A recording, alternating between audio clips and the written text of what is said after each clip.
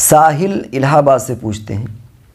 انہوں نے آڈیو بھیجی ہے، کمپنی میں کام کرتے ہیں لیکن کمپنی والے نماز کی چھٹی نہیں دیتے۔ یہ مسئلہ مسلم کمپنیوں میں بھی آتا ہے اور غیر مسلم کمپنیوں میں بھی آتا ہے، اور یہاں ایک دقت تھوڑی سی لوگوں کو جو محسوس ہوئی، جو ذمہ دار ہیں، وہ ان کا یہ کہنا ہے، بعض لوگوں سے بات ہوئی جو مسلم کمپنی چلاتے ہیں،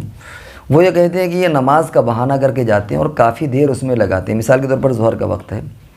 اب ایک تو انہوں نے چھٹی انٹرول کی دی، اب ظہر کے عنوان میں ظہر کی نماز تو آدمی کی 10 منٹ میں ہو جائے گی، لیکن وہ نماز کے بہانے نکلے اور آدھا گھنٹہ پون گھنٹہ لگاتے ہیں، تو اب ان کے مالک کا خسارہ ہوتا ہے، نقصان ہوتا ہے۔ جو لیبر ہوتی ہے اس کی سامان یا جہاں پر وہ کام کر رہا ہوتا ہے اس کی چین چل رہی ہوتی ہے، وہ پورا ٹھپ ہو جاتا ہے۔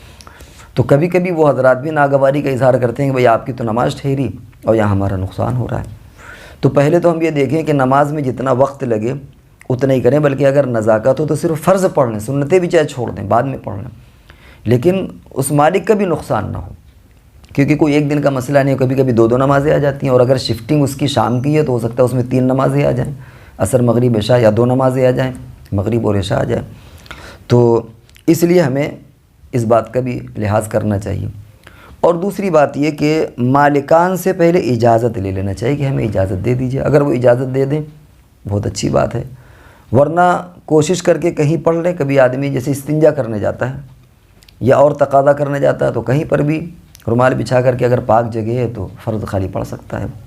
تو اتنا وہ کر لے، اور تھوڑی دیر فرض کر لیجئے کہ وہ اس کی بھی اجازت نہیں دیتا، بالکلیہ اجازت نہیں ہے، تو ایسی شکل میں ایک درخواست اور مالک سے کر سکتے ہیں کہ بھائی ایسا کریے کہ اتنی میری تنخواہ کاٹ لیجئے۔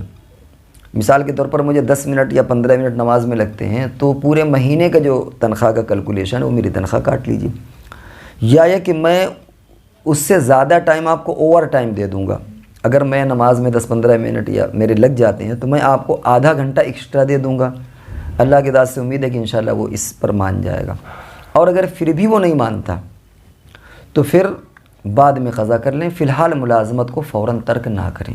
اور اللہ سے دعا کرتے رہیں۔ اللہ کی ذات سے امید ہے کہ انشاءاللہ اس سے بہتر نظم ہو جائے گا، لیکن فوراً ملازمت کو ترک نہ کریں